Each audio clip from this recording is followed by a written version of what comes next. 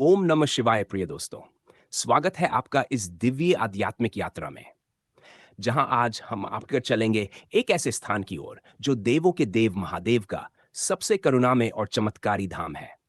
जी हाँ, आज हम बैद्यनाथ धाम के रहस्यों, महत्व और इसके स्थापना की शास्त्रोक्त कथा को जानेंगे तथा साथ ही जानेंगे इस धाम के चमत्कार और उस शक्ति के बारे में जो आज भी लाखों भक्तों को झारखंड राज्य के का देवघर की इस भूमि पर खींच लाती है। दोस्तों, आप इस प्रस्तुति को अपना प्यार दिखाते हुए लाइक और शेयर जरूर कीजिएगा। साथ ही इस चैनल को सब्सक्राइब भी कर लीजिएगा। तो आइए चलें भगवान शिव के इस चमत्कारी धाम की ओर। भगवान शिव के 12 ज्योतिर्लिंगों में से बैद्यनाथ ज्योतिर्लिंग 9वां ज्योतिर्लिंग है। यहाँ पर शिव भक्तों की सभी मनोकामनाएं पूरी होती हैं। श्रावण मास में लाखों कांवड़िए यहाँ जल चढ़ाने आते हैं। बैद्यनाथ धाम की भूमि को चिता भूमि और यहाँ के ज्योतिर्लिंग को कामना लिंग कहा जाता है, यानी यहाँ की पूजा से विशेष इच्छाएं पूर्ण होती हैं। कुंडलिनी शक्ति के जागरण के लिए भी ये धाम महत्वपूर्ण माना जाता है। इस ज्योतिर्लिंग की स्थापना से जुड़ी एक दिलचस्प कथा है।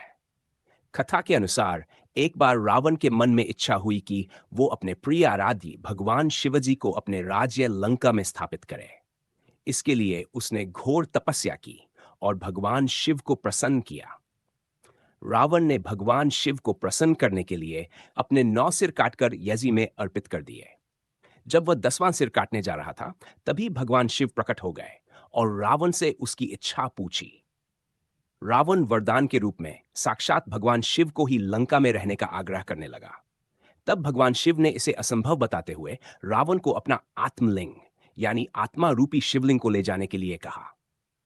साथ ही ये शर्त रखी, ये शिवलिंग जहां एक बार जमीन पर रखा जाएगा, वहीं स्थायी रूप से स्थापित हो जाएगा।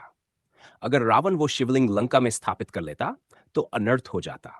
अगर रावण के पास भगवान शिव का वह आत्मलिंग होता, तो उसे कोई पराजित नहीं कर सकता था। वैसे ही रावण का अहंकार बहुत बढ़ गया था। इसके बाद और भी अहंकार के मद में होकर कई अनर्थ करता था। रावण की इस इच्छा के पीछे उसकी मंशा ठीक नहीं थी। जब भगवान विष्णु रावण की चाल को समझ गए, तो उन्होंने देवताओं के हित के लिए एक योजना बनाई। जब रावण आत्मलिंग को लेकर लंका जा रहा था, तब भगवान की प्रेरणा से देवताओं ने वरुण देव को कहा कि रावण को लघुशंका की अति तीव्र वेग दें। रावण जब लघुशंका के लिए जाने लगा, तो उसे एक ग्वाला दिखा। वो ग्वाला भगवान विष्णु ही थे। रावण ने उस ग्वाले से शिवलिंग पकड़ने की विनती की और लघुशंका के लिए चला गया। उधर रावण की लघुशंका रुकने का नाम नहीं ले रही थी। कहा जाता है कि इतनी लघुशंका हुई कि वहां एक नदी बह चली, जो आज भी वहां है। इधर ग्वाले बालक ने शिवजी का भार सहन नहीं होने के कारण शिवलिंग को वहीं जमीन पर रख दिया, जिससे शिवलिंग वहीं स्थापित हो गया। रावण थोड़ी देर में लौटा, लेकिन तब तक ग्वाला लिंग को जमीन पर रख चुका था। रावण ने लाख कोशिशें की, पर वह शिवलिंग जमीन से हिला नहीं सका। क्रोध में आकर उसने उसे दबाने की कोशिश की, जिससे लिंग का कुछ हिस्सा जमीन में धंस गया। लेकिन तब से यहां शिवजी वास करने लगे। बैजू नाम का एक चरवाहा उस जंगल में अपने गायों और जानवरों को चराने आता था और प्रतिदिन उस शिवलिंग की पूजा किया करता था। एक दिन वह पूजा करना भूल गया। जब वह भोजन करने के लिए मुख में ग्रास ले रहा था, तभी उसे अचानक पूजा का स्मरण हुआ। वह उसी अवस्था में दौड़ते हुए लिंग विग्रह के पास आया और मुख के ग्रास को लिंग विग्रह पर डाल दिया। भगवान शिव उसकी भक्ति से प्रसन्न हुए। भगवान शिव ने उसे वरदान दिया कि आज से यह लिंग विग्रह वैजनाथ नाम से जाना जाएगा। प्राचीन काल में इस शिवलिंग की उपासना वैद्यों ने की थी। इसका संबंध देवताओं के वैद्य अश्विनी कुमारों से संबंधित माना जाता है। शिव रहस्य के पंचमांश में द्वादश ज्योतिर्लिंग महात्म्य है। इसमें वैद्यनाथ की महिमा का वर्णन है।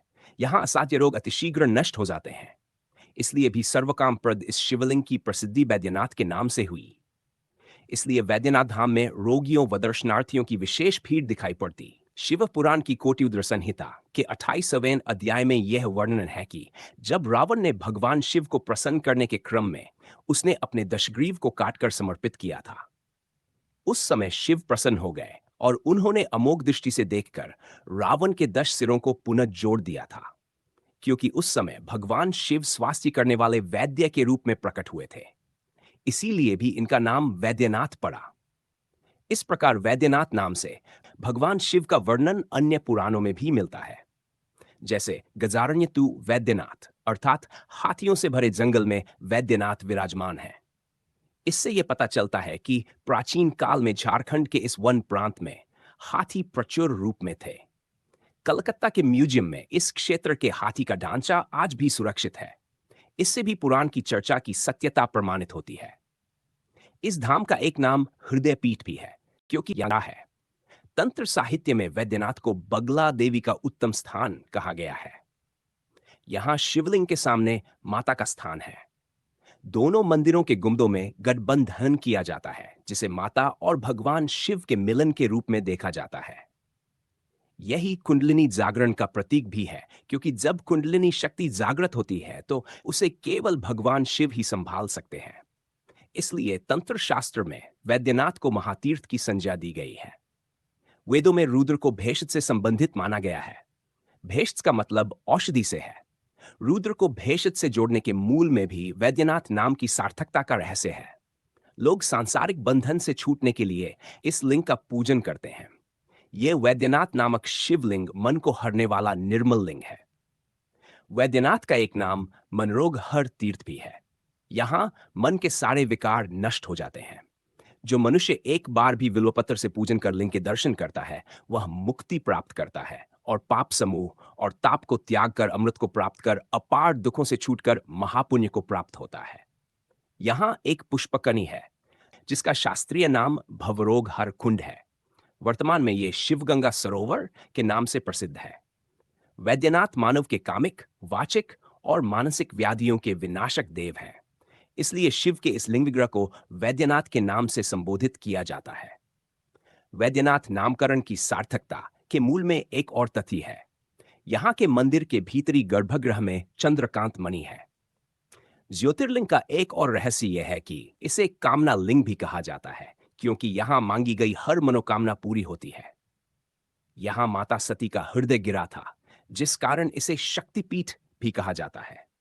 यह एकमात्र ऐसा शक्तिपीठ है जहां ज्योतिर्लिंग के रूप में भगवान शिव भी विराजमान है। मंदिर परिसर में बैद्यनाथ मंदिर के साथ 22 अन्य मंदिर भी हैं और इसके शिखर पर पंचशूल विराजमान है, जो भगवान शिव का एक महत्वपूर्ण अस्त्र माना जाता है। इस तरह ये ज्योतिर्लिंग मानव जीवन को सुखी, समृद्ध बनाने वाला तथा दोनों लोकों को सुधारने वाला है। आप एक बार इस ज्योतिर्लिंग के दर्शन अवश्य करें। कमेंट में हर हर महादेव अवश्य लिखें।